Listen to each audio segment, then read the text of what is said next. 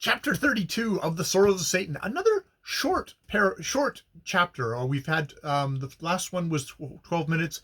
This one is 10 minutes. We're getting these kind of like short, sharp blows, kind of little scenes, sort of set out, probably to kind of call our attention to them, versus being subsumed in a larger chapter. Next one, we're going back up again to 19 minutes. This is the joy of having a Kindle. But yes, a short chapter here where he wakes up. He swoons and he falls unconscious at the end of the last chapter when he finds out that his wife is in love with Romanas and is unrepentant and has basically fucking told him so. And so yes, he wakes up in Romanas' suite. Romanas is playing the mandolin because he's amusing himself, and he makes a good point. Tempest makes the good point of it's funny when you are miserable, you don't expect anyone else should be making merry. You think the whole world should just basically mirror your own state, and anything else seems wrong, which is like very true. And also, you think about fiction novels. If it's a dark and stormy night, it's not because it's a comedy. It's a dark and stormy night because we're gonna have tumult and action. Like fiction writers use the weather to reflect the emotional state of the characters. Though sometimes you can also use that nicely to contrast the emotional state of your characters with what the world's like to kind of heighten the feeling of isolation and stuff like that. So he wakes up and he's like, all for like, I can't be with that woman anymore. And Romanas is like, what are you doing? Why? You should treat this matter lightly. Yes, she loves me, but she's only thought it. She hasn't done it. And most importantly, she hasn't done anything in public. And really, this is a whole social society thing. And, if you hate each other's guts behind closed doors, that's one thing. But out in public, she's just she's Caesar's wife, above reproach in the public, and just in public, in private, she's a worthless piece of shit that you can't trust because she's fallen in love with me, and she's always been in love with me. And Tempest is not convinced by this, but he is convinced. Look, sleep on it. We'll talk about it tomorrow. He says, like, I can't live in this house with this woman anymore. It's like, okay, look, sleep on it. And then, if you're still feeling the same way, come with me to town. We'll kind of chill there and you can kind of regather yourself, but don't do anything hasty is Romano's thing. And he's got much more words of like, women, what are you going to do? Women are just, they're prone to hysteria is the thing. And she's just had this infatuation with me as hysteria.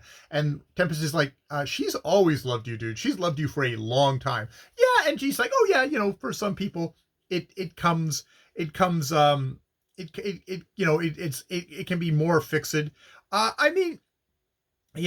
I always knew that she was hysterical. Yes, if that is what you mean, he answered. The majority of women have no real feelings, no serious emotions, except one, vanity. They do not know what a great love means. Their chief desire is for conquest, and failing this, they run up the gamut of baffled passion to a pitch of frenetic hysteria, which with some becomes chronic.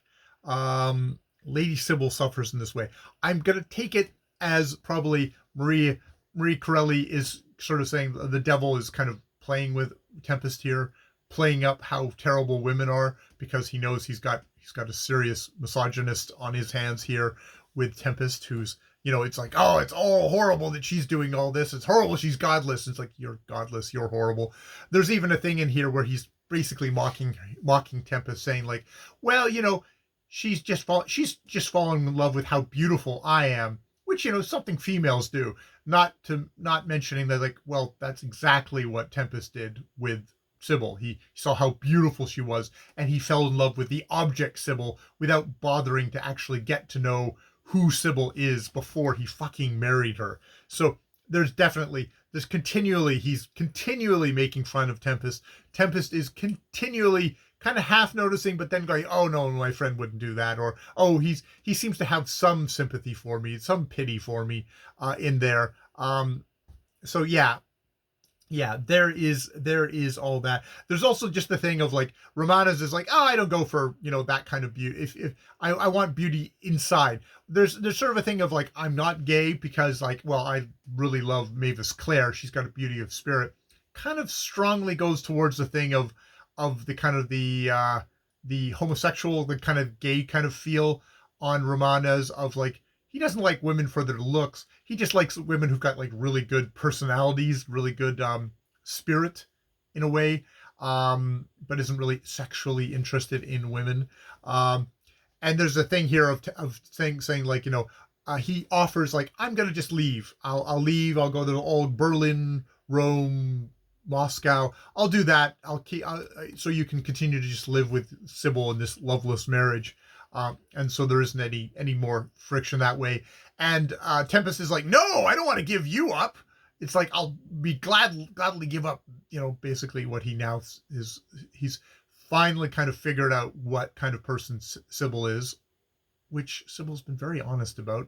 Um, yeah, yeah, it's so the Tempest is like, no, I want you, I don't want her, which is also this thing of like infatuation. He is being thoroughly seduced by Lucio in this even if it's not a homosexual, it's a homosocial relationship. Let's put it that way. It's very much homosocial is how it's depicted in the novel. They're not, getting it on or anything, the two of them, but it's very homosocial in that way of men who only like to hang out with other men kind of can do.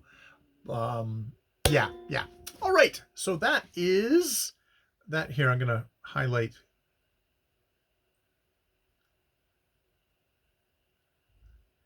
I'm going to highlight and note the highlight note Romanes's hysterical speech about Sybil, her hysterical love for him. Yeah, I'll highlight that and keep that just in case I want to talk about it later. All right, more videos later.